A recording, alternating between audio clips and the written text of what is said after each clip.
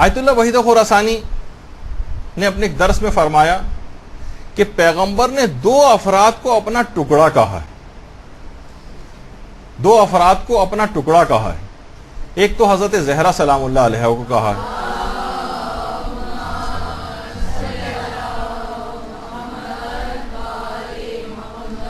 فاطمہ تو بضعۃ منی،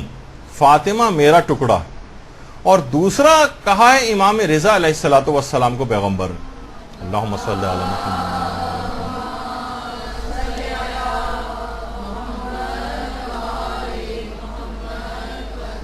ستدفن بضعۃ منی بخراسان، یا بہت سی روایات میں بے ارض خراسان، کہ ان قریب میرا ایک ٹکڑا خراسان میں دفن کیا جائے گا اور اس کی زیارت میری زیارت ہے. تو آیت اللہ وحید خراسانی فرماتے ہیں کہ شیخ انصاری، شیخ مرتضی انصاری جو کہ بہت بڑے فقیہ گزرے ہیں، فتویٰ دینے میں وہ مجسمہ احتیاط تھے، لیکن اس حدیث پر باقاعدہ قطعی فتویٰ دیا ہے اور کہا ہے کہ اس کے راوی جو ہیں اصحاب اجماع میں سے، جس کے بعد اتنی تحقیق بھی نہیں ہوتی اس کے بعد، اگر کسی اصحاب اجماع میں سے راوی اگر اصحاب اجماع میں سے ہو تو علماء تحقیق کے بغیر اس کو اوتھینٹک سمجھتے ہیں. تو امام علی رضا کی زیارت کے متعلق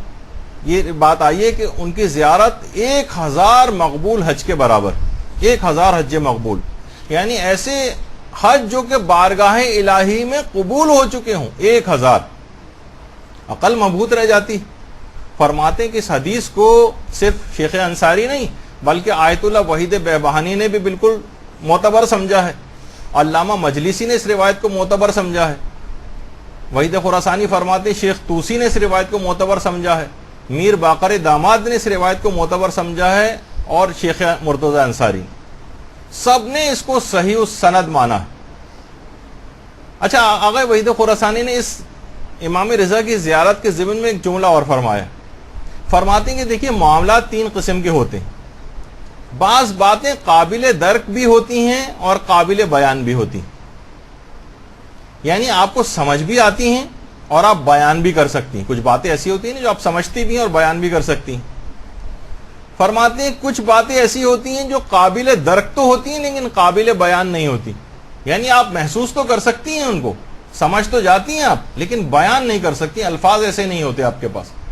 کہ عرفا بہت سارے اپنے مکاشفات اور چیزوں کو، مثلا کوئی عالم آخرت کی چیزیں بیان کرے جو وہاں ہو کر آ گیا ہو، تو وہ کیسے آپ کے اس کے پاس، وہ ان کو سمجھ تو آ رہی ہوتی ہیں اس کو کسی حد تک، لیکن وہ بیان نہیں کر سکتا مثلا ان کو. اور فرماتے کچھ باتیں ایسی ہوتی ہیں جو ناقابل درک ہوتی ہیں اور نہ ہی ناقابل وصف ہوتی ہیں، نہ وہ سمجھ میں آتی ہیں اور نہ ہی وہ بیان کی جا سکتی ہیں. فرماتے ہیں کہ جوار امام علی رضا علیہ السلام کی عظمت ناقابل ادراک بھی ہے اور ناقابل وصف بھی ہے، نہ یہ سمجھ میں آتی ہے اور نہ ہی یہ بیان کی جا سکتی ہے.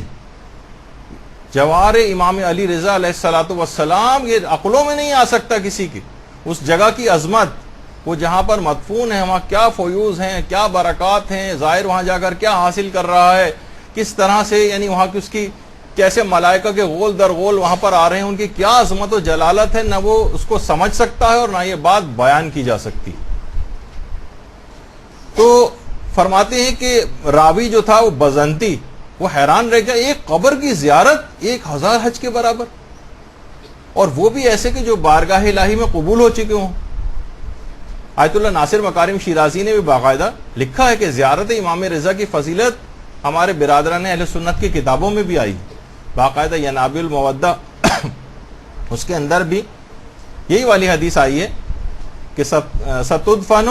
بضعۃ منی بخراسان، ان قریب میرے جسم کا ایک ٹکڑا خراسان میں دفن کیا جائے گا.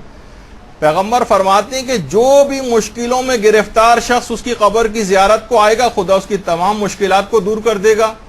اور جو گناہگار اس کی زیارت کو آئے گا، خدا اس کے تمام گناہوں کو بخش دے گا. اور خود نیاب المودت کے اندر لکھا ہے اہل سنت کی جو کتاب ہے، حضرت عائشہ سے روایت کہ پیغمبر نے فرمایا کہ جو بھی میرے بیٹے کی توس میں زیارت کرے گا اس نے گویا ایک حج انجام دیا. حضرت عائشہ حیران رہ گئی، کہا یا رسول اللہ ایک حج؟ پیغمبر نے فرمایا نہیں 2 حج۔ وہ مزید حیران ہوئی، 2 حج کے برابر؟ پیغمبر نے فرمایا نہیں 3 حج۔ اب حضرت عائشہ خاموش ہو گئی۔ پیغمبر نے فرمایا اے عائشہ اگر تم خاموش نہ ہوتی تو میں سلسلہ 70 حجوں تک لے کر جاتا۔ درود بھیجیے محمد والے۔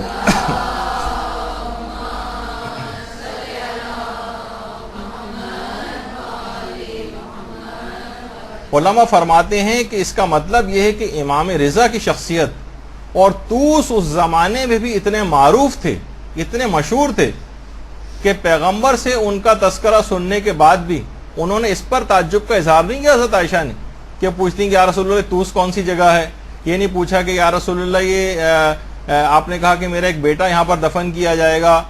تو وہ بیٹا کون ہوگا؟ آپ کا تو کوئی بیٹا ہی نہیں ہے مثلا، وہ اس پہ کہنا چاہیے تھا نا۔ علماء فرماتے یہ نہیں کہا، بلکہ یہ کہا کہ اس متعلق کوئی سوال نہیں کیا، بلکہ اس کے ثواب کے متعلق سوال کیا، یعنی کہ یہ کیسے ممکن ہے 1 حج کے برابر، 2 حج کے برابر، یہاں تک کہ پیغمبر نے 3 تک کہا اور اس کے بعد 70 تک اس سلسلے کو لے کر جاتے۔ اس کا مطلب ہے کہ پیغمبر کی زبان سے اتنی مرتبہ امام رضا کا تذکرہ ہوتا تھا اور اتنی مرتبہ اس جگہ طوس اور خراسان کا تذکرہ ہوتا تھا کہ وہ انہوں نے اس کے اوپر کوئی تعجب کا اظہار نہیں کیا۔ تو اس کا مطلب پیغمبر کی اپنی زبان پر امام رضا کا کتنا تذکرہ آتا تھا۔ اور عجیب و غریب خصوصیت ایک زیارت امام رضا کی کہ دیکھیے ایک سوال ہے کہ کتنے سارے ہمارے اور ائمہ بھی ہیں، اگر عام طور پر کسی شخص سے ویسے پوچھا جائے شہرت کے اعتبار سے کہ سب سے زیادہ معصومین میں سے بھی یعنی ائمہ میں سے کس کی زیارت کا ثواب سب سے زیادہ ہے، تو فوراً دماغ میں لوگوں کے آئے گا امام حسین کی زیارت کا ثواب سب سے زیادہ ہے، جبکہ اصلاً تمام علماء نے یہ بات لکھی اور آیت اللہ خوئی سے تو باقاعدہ ایک فتویٰ بھی پوچھا گیا کہ ایک سوال ہے نا کہ بہت ویلڈ سوال ہے کہ کس امام کی زیارت کی فضیلت سب سے زیادہ ہے۔ آیت اللہ خوئی سے پوچھا گیا، سوال کیا گیا کہ اگر انسان کو زیارت نبی اور زیارت امام رضا میں سے ایک کا انتخاب کرنے کا موقع ملے تو ان میں کس کی زیارت زیادہ افضل اور اجر میں سب سے زیادہ ہے؟ تو آقا خوئی نے جواب دیا، باقاعدہ جو ان کی کتاب سراج النجات ہے ان کے فتاووں پر مشتمل، کہ روایات سے ظاہر ہوتا ہے کہ امام رضا کی قبر کی زیارت دیگر ائمہ اہل بیت کی قبور کی زیارت سے افضل ہے، لیکن ایسی کوئی روایت موجود نہیں ہے کہ امام رضا یا دیگر ائمہ کی قبور کی زیارت رسول اللہ کی قبر کی زیارت پر افضلیت رکھتی۔ وہ تو بالکل ایک الگ، پیغمبر کی قبر کی زیارت کی فضیلت تو بالکل ایک الگ چیز، اس کا کسی سے مقایسہ اور مقابلہ اور موازنہ نہیں کیا جا سکتا، لیکن ائمہ اطہار میں سے جو فضیلت ہے وہ سب سے زیادہ امام رضا علیہ الصلوۃ والسلام کی قبر کی زیارت کی۔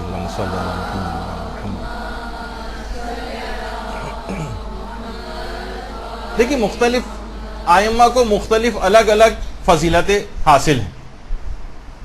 وہاں کی زیارت کی فضیلت سب سے زیادہ ہے، لیکن مثلا یہ بھی سوال آقا کوئی سے پوچھا گیا کہ کون سی چیز زیادہ افضل ہے،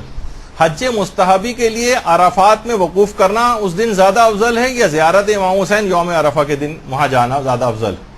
تو آقا کوئی نے کہا کہ ظاہر ہے، مختلف روایتوں سے بات ظاہر ہوتی ہے کہ زیارت امام حسین کی فضیلت زیادہ ہے، رجحان اس طرف زیادہ ہے۔ یوم عرفہ کے دن اگر واجب حج کی تو بات الگ ہے، ظاہر ہے واجب حج تو آپ کو عرفات میں ہی ہونا ہے، لیکن اگر کوئی شخص مستحبی حج ان دونوں میں سے کسی ایک کا انتخاب کرنا پڑے کہ افضل کون سا ہے، تو مستحبی حج میں وقوف عرفات سے زیادہ اس دن زیادہ ثواب اور فضیلت امام حسین کی زیارت کی یوم عرفہ۔ تو مختلف ائمہ کے اس لحاظ سے الگ الگ فضیلتیں۔ اچھا، دیگر ائمہ کی زیارت کے اندر بھی ایک فضیلت یہ ملتی ہے کہ وہاں جو شخص بھی جاتا ہے اس کے تمام پچھلے گناہ معاف ہو جاتے ہیں۔ البتہ 2 اماموں کے متعلق روایت ایسی ہیں کہ جس میں ایک تو روایت ہمارے امام محمد تقی علیہ الصلوۃ والسلام کی امام رضا کے متعلق، اللہم صلی علی محمد و علی محمد،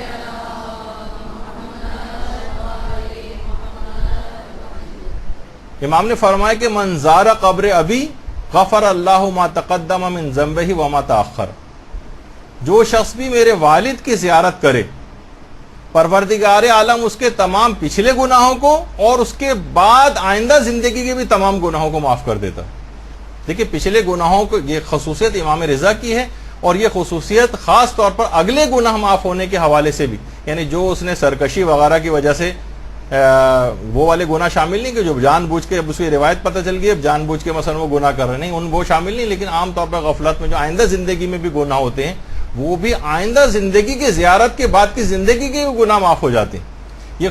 خصوصیت امام رضا کی زیارت کی ہے، اور دوسری یہ خصوصیت امام حسین علیہ السلام کی زیارت کی بھی۔ تو سابقہ تمام گناہ اور آئندہ پیش آنے والے تمام گناہ یہ بھی معاف ہوتے ہیں۔ اچھا، اسی طرح سے اور امام فرماتے ہیں کہ نہ صرف گزشتہ اور آئندہ گناہ معاف ہوتے ہیں بلکہ جب قیامت کا دن طلوع ہوگا تو اس کا مقام، یعنی امام رضا کے ظاہر کا مقام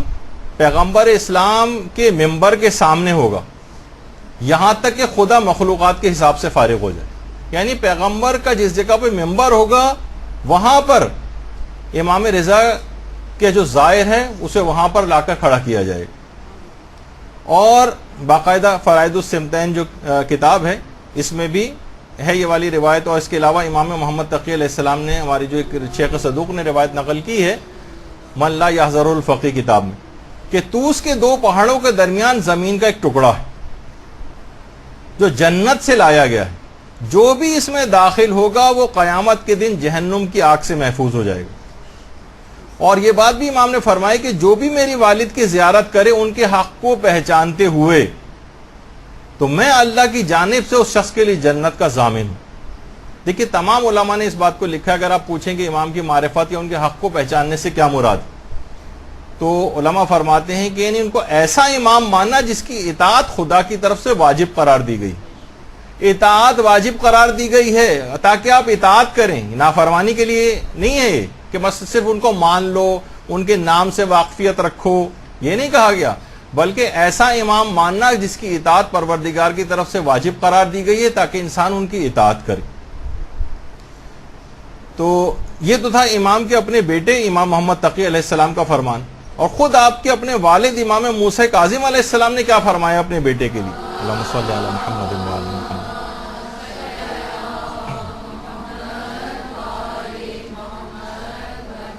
کہ جو میرے فرزند علی کی قبر کی زیارت کرے۔ دیکھیے ابھی تو پیغمبر کی جو حدیث تھی اس میں آپ نے ایک جگہ جو ہے ایک حج کا سنا، پھر پیغمبر 70 تک لے کر جاتے اس کو، پھر اس کے بعد ایک اور روایت میں آپ نے 1000 حج کا تذکرہ سنا ابھی۔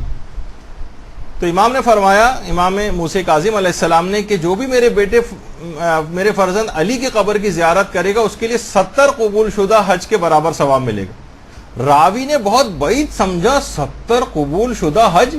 دیکھیے آج کل کے جو حج ہے بہت آرام سے کتنی سہولیات کے ساتھ، تو شاید آپ کو اتنا زیادہ اس کا احساس نہیں، اگرچہ اس میں بھی کتنی زحمتیں ہو جاتی، لیکن راوی حیران رہ گیا 70 قبول شدہ حج اتنی زحمتوں کے ساتھ وہ صرف قبر کی زیارت کرنے سے۔ امام نے فرمایا ہاں 70,000 حج مقبول کا ثواب، 70,000، بہت سی روایت کے اندر 7 لاکھ حج مقبول کا ثواب بھی بتائے گئے۔ تو اور امام نے فرمایا کتنے حج ایسے ہوتے ہیں جو قبول نہیں ہوتے، میں حج مقبول کی بات کر رہا ہوں۔ اور جو شخص بھی ان کی زیارت کے لیے وہاں جائے اور ایک رات وہاں پر رہے، امام فرماتے ہیں گویا اس نے عرش پر جا کر اللہ کی زیارت کی، اس کا ثواب اس کو ملے گا۔ اور جب قیامت کے دن عرش خدا پر کچھ 4 افراد ایسے ہوں گے جو گزشتہ زمانے کے ہوں گے، امام فرماتے ہیں، اور 4 افراد ایسے ہوں گے جو آئندہ زمانوں کے ہوں گے۔ گزشتہ زمانوں کے جو افراد ہوں گے ان کے اندر حضرت نوح ہوں گے، ابراہیم ہوں گے، حضرت موسیٰ ہوں گے اور حضرت عیسیٰ ہوں گے۔ اور آئندہ زمانے کے جو 4 افراد ہوں گے ان میں پیغمبر اسلام حضرت امیر المومنین امام حسن اور امام حسین علیہ السلام ہوں گے۔ اللہم صلی علی محمد و علی محمد۔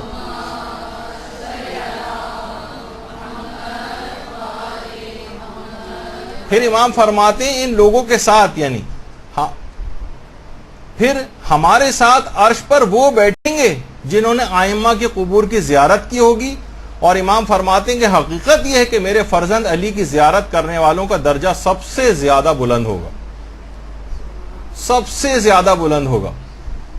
اور ان کی عطا بھی سب سے زیادہ ہوگی۔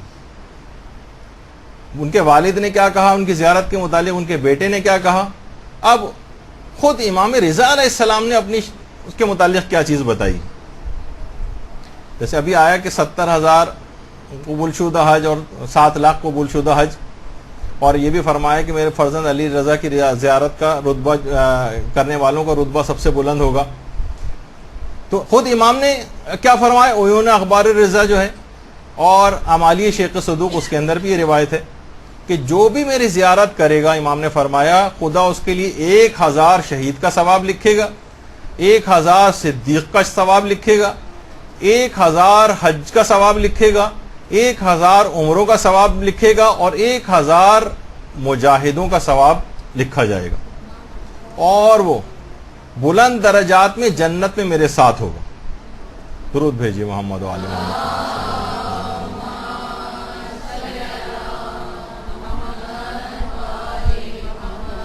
اچھا، جب اتنی زیادہ زیارت کے فضائل ہیں تو بہت زیادہ فکر اس بات کی نہیں ہونی چاہیے کہ ہماری زیارت قبول ہو جائے۔ ویسے تو ہر شخص خود بخود کہہ رہا ہوتا ہے اس کو ملنے والے زیارت قبول مقبول، ہر جگہ آپ کو سننے میں آتا رہتا ہے۔ زیارت کی قبولیت کا معیار کیا ہے؟ کیسے ہم سمجھیں گے کہ ہماری زیارت قبول ہو گئی؟ اس کی ایک اہم ترین علامت، اگر گزشتہ جو برائیاں ہم اپنے ساتھ لے کر گئے تھے، اگر وہ ہم وہیں دفن کر کے آ جائیں تو سمجھ جائیے کہ امام کی زیارت قبول ہو گئی۔ دیکھیے، ہمارے ساتھ سفر میں عالم بعمل مولانا سید محمد علی نقوی صاحب بھی تھے، انہوں نے بہت اچھا جملہ کہتے تھے، دیکھیے بعض لوگ بلائے جاتے ہیں اور بعض بن بلائے آ جاتے ہیں۔ دیکھیے بن بلائے بھی تو آ جاتے ہیں نا، اب وہ تو ظاہر ہے کریم کی بارگاہ ہے، کوئی بن بلایا بھی آ گیا تو اس کو بھی محروم تو نہیں لوٹاتے، کریم ابن کریم ہے۔ تو ایک زیارت وہ ہے جو آپ کرتے ہیں، اور ایک زیارت وہ ہے جو امام کرتے ہیں۔ اگر آپ تبدیل ہو گئے وہاں جا کر تو سمجھ جائیے کہ امام نے آپ کی زیارت کر لی۔ آپ نے تو زیارت کی، اس طرح ہم گئے زری کے اوپر گئے، وہاں سے واپس آ گئے، چلیں آپ کی زیارت اس لحاظ سے کہا جائے، لیکن ابھی تو تھا نا ظاہر مزور اور وہ باطنی رجحان۔ مزور بھی تو آپ کی زیارت کرے، ایسا ہے جس سے ملنے جائیں دوسرا آپ سے ملاقات ہی نہیں کر رہا ہے، یا اس کی نگاہ میں آپ کی کوئی حیثیت نہیں، تو اس کو تھوڑی زیارت اس لحاظ سے کہا جائے گا۔ کہا کہ اگر آپ تبدیل ہو کر آئے ہیں وہاں سے تو سمجھ جائیے کہ امام نے آپ کی زیارت کو قبول کیا، اور اگر آپ ویسے ہی وہاں سے واپس آ گئے ہیں، وہی بھرپور زندگی اس طرح پہلے گزار رہے تھے، کوئی فرق ہی نظر نہیں آ رہا ہے، تو سمجھ جائیے کہ زیارت قبول نہیں ہوئی۔ ظاہر جو فائدے اور اس کریم کی بارگاہ سے حاصل ہونے وہ تو ظاہر کوئی شخص محروم نہیں رہے گا، مل ہی جائیں گے، لیکن اصلاً جو زیارت کا حق تھا وہ ادا نہیں ہو سکا۔ برحمتك يا أرحم الراحمين وصلى الله على محمد وآله الطاهرين